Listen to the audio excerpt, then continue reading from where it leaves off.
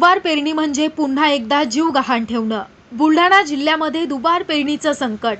मेहकर लोणार तालुक्यातील शेतकऱ्यांवर मोठ्या प्रमाणामध्ये दुबार पेरणीचं संकट। बुलढाणा उन्नती लाईव्हच्या विशेष प्रतिनिधी संजीवनी वाघ यांनी शेतकऱ्यांच्या थेट बांधावर जाऊन घेतल्यात शेतकऱ्यांच्या व्यथा।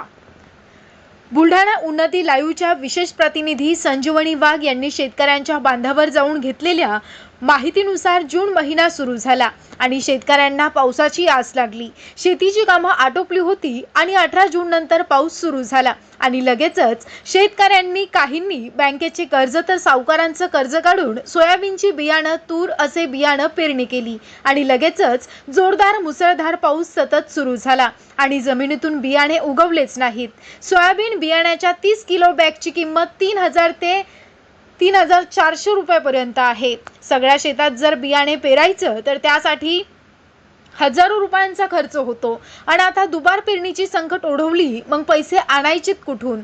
मागच्या वेळी भरघोस उत्पन्न झालं नाही आणि आता काय करावं असा प्रश्न शेतकऱ्यांसमोर उभा ठाकलाय।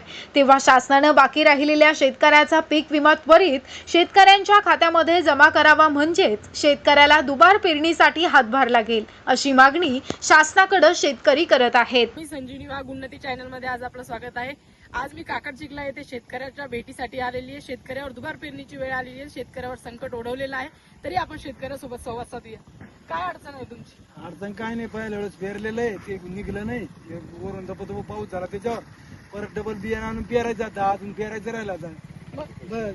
मग सरकारकडे तुमची काय मागणी? काहीच मागणी, हेच मागणी की बाबा दुबार पेरणी झालेली आता होऊन राहिली, काही व्हायची राहिली, याची काहीतरी फुल नाही फुलाची भाकरी भेटाव हीच इच्छा। म्हणजे शेतकऱ्याची इच्छा अशीच आहे की बाबा जो राहिलेला पीक विमा आहे तो शेतकऱ्याच्या खात्यात जमा व्हावा, म्हणजे शेतकरी आनंदाने पेरणी करू शकते।